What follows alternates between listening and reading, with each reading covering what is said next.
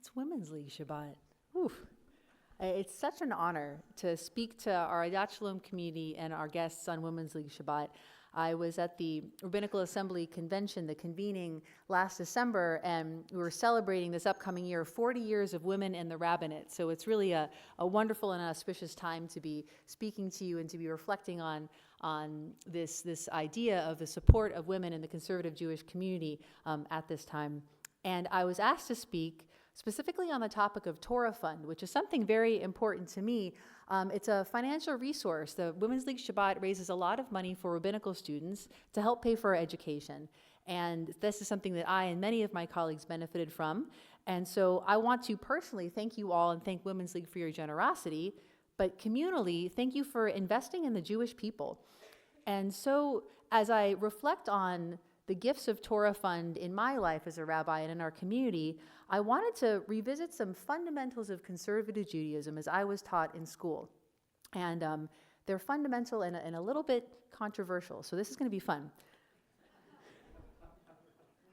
The first one, Shabbat. The second one, Kashrut. And the third one, I think the most important, even though this was addressed much less directly in my education, Tefillah, meaning Tefillah b'tzibur, prayer in community. So first, let's start with Shabbat. So today is Shabbat, but last week was our Shabbaton, our amazing yearly gathering of our Adat Shalom community, where we go to camp, we go to Brandeis Bardin, and we celebrate Shabbat together, staying over as a community. Also, this year, our Yom Kippur book discussion, the book was Abraham Joshua Heschel's The Sabbath, and he describes the Sabbath as a palace in time. And so this question about Shabbat is, what is Shabbat supposed to look like? What is it supposed to feel like? What's Shabbat supposed to be like? And so I think our Shabbaton was the perfect example of what Shabbat is supposed to be like and feel like. So as the light dims in the sky on Friday afternoon, we light candles, we come together with prayer and song, we have a beautiful meal and time together, we stay up late socializing, but not like late like burning the midnight oil, just late enough to have fun, and when we're tired, we go to bed. The next morning, we come together, we pray and learn, we gather for another special meal, we spend the afternoon visiting, relaxing, and resting. As the light starts to dim in the sky on Saturday afternoon, we gather together for more song, we savor the day's last moments, we look for 3 stars appearing in the sky, and then we celebrate the new week together. So what could be controversial about that? We've got food, family, friends, fun, Torah, music. It turns out, what ends up being controversial is what you can't do on Shabbat. You can't shop, you can't travel, you can't cook or do laundry. You kind of have to plan your whole week around it. The benefit, what you get from Shabbat, is great. It's the things you have to give up that end up being a little bit controversial. So now that we're warming up, let's talk about some more controversy. Kashrut. Kashrut, the Jewish laws about food. Food is one of the most important things that humans do. Fundamentally, the point of kashrut, and I think this is why it's a little bit controversial, is to set the Jewish people apart. It's rules, really, for how we consume meat and animal products. And for many students who come into conservative Jewish rabbinical school, it asks us to change our relationships with our families, because our families don't necessarily keep strict kashrut. Now, why is it that our rabbinical school would ask us to change our relationships with our families and how we eat and how we don't eat with our families? Because kashrut is fundamental to Jewish identity. It keeps Jews together as a community because eating is a communal activity. And I was thinking about this, and I was thinking about a moment which is one of those like exceptions that proves the rule. And my year of study abroad in Israel, which is definitely something that I could not have done without Torah Fund. We, the students, were hearing from an American speaker on some topic, and she was speaking about how she made Aliyah, and we were in Tel Aviv, and she was saying that now that she lives in Tel Aviv, she can be in a restaurant eating a cheeseburger and feeling more Jewish than she'd ever felt before. Now, I feel like probably half the people in here are hearing the story being like, yeah, and the other half of the people are like, yeah, cheeseburgers. So I think kashrut is controversial because it unites, but it also divides. It's fundamental to Jewish identity nevertheless, and Your Torah Fund dollars, thank you, have supported my learning about kashrut and my being able to teach our community about kashrut. So now, the most controversial of our 3 topics we're going to explore this morning, tefillah, b'tzibur, prayer in community. This is so important to the conservative movement, and it's so fundamental that when we come into school, they're like, okay, the 2 important things are kashrut and Shabbat. We already know that communal prayer is so important, it kind of doesn't even have to be stated. So when it comes to Women's League Shabbat, the question that is really asked and answered is, what is the status of women when it comes to communal prayer? So when this question gets asked in the traditional halachic discussions, it kind of comes with a set of questions that all kind of group together, even though they're a little bit different. One question, can women count in a minyan? Another question, can women lead prayer, specifically shacharit and musaf, if we're really getting into the details of that?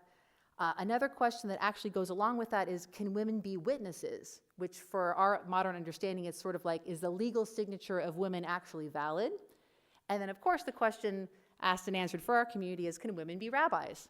We've had not just 1, but 3 women rabbis on the bima this morning, so asked and answered. So why do these questions, now that we've answered these questions for our community, why did these questions get asked in the first place? Well, halakha, Jewish law, back in the day originally, was written by exclusively men, and it turns out that men and women are different. If we haven't noticed, men and women are different. And for the purpose of halakha, the main difference between men and women is childbearing. Women get pregnant, women give birth to children, women breastfeed children. These differences end up giving men and women very different statuses in halakha. Blah, blah, blah, blah, details, etc. And so back to the issue of communal prayer, because of these biological, physical differences, we can get into the weeds of that at Kiddush if you want. Communal prayer ends up being an obligation upon men and not upon women. So how did it come to pass that women came to participate equally in communal prayer? Of course, there's more than one answer. So one answer is, in 1973, the Committee on Jewish Law and Standards took a vote and decided. They voted, they said, we're deciding via this vote that women have equal status in communal prayer. Now, it wasn't until 2002 that the Committee on Jewish Law and Standards approved a paper that defined more specifically 4 different reasons for how women can participate equally in communal prayer. The first 2 reasons, actually, the rabbis went back and reread the sources and said that actually, reinterpreting the original sources, women and men are equal in terms of prayer, even though women bear children and men do not. And technically, this is actually 2 different reasons. One, they made a distinction that women are equal, and the second one, slightly different, for the lawyers in the house, women are not unequal. 2 different things. So those are the first 2 reasons outlined in this 2002 paper. The third reason is that the 1973 vote that the Committee on Jewish Law and Standards took, and they decided that women were obligated equally, that vote was valid. And so if you're thinking like just a group of random rabbis taking a vote and decided how does that have validity, well, the fact that we have monogamous marriage only in Jewish law is also because many, many more hundreds of years ago, rabbis took a vote and decided. So those types of votes are actually valid in Jewish law.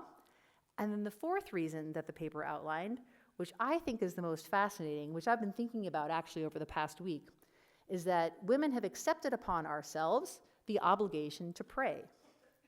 So what does it mean that women have accepted upon themselves the obligation to pray? I've heard of this idea before, but I started thinking about it a lot this week, actually during our Shabbaton. We had a minyan scheduled for Sunday morning, and thank God the first group of hostages was released from Gaza on Sunday morning. And so it ended up that in the very same location that the minyan was scheduled, we were going to watch the news and live stream the release of the hostages. Now, it turns out that you can't actually daven while watching the news at the same time, and so now we kind of have a tension here. So the community has to choose between one or the other in this moment. Are we going to go to minyan, or each individual rather has to choose, going to minyan or watching the release of the hostages?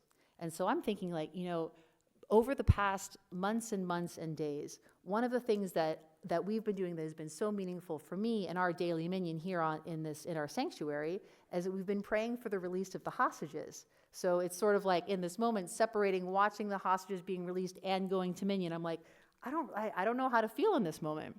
So what ended up happening? So we moved the minyan to a different room, and 5 people came to daven in community. So that's not a minyan. Okay, so we start davening, 1 more person joins, then we have 6. So we're moving through the prayers, right? We can't say the first Kaddish to Rabbanan. We can't say mourner's Kaddish. We keep davening. We can't say Chatzi Kaddish. We can't say Baruch Hu because we don't have a minyan. We have to modify our recitation of the Shema or the Amidah. We can't say the Kaddish Shalem because there are only 6 people. And then at the very, very end of the service, right before the literally last prayer, 4 more people show up because they want the community to be able to say mourner's Kaddish. And I'm like, okay, I'm thinking 2 things at once. I'm thinking, this is beautiful that we gather a minyan just in time to say mourner's Kaddish. And on the other hand, I'm like, well, what about all the other Kaddishes? What about the Shema, the Amidah? Aren't those things important?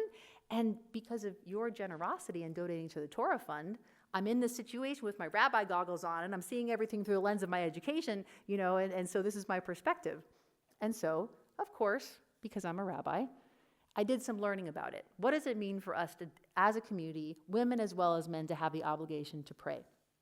And so I found this excerpt from the 2002 paper I was mentioning about before, and I want to read it for us.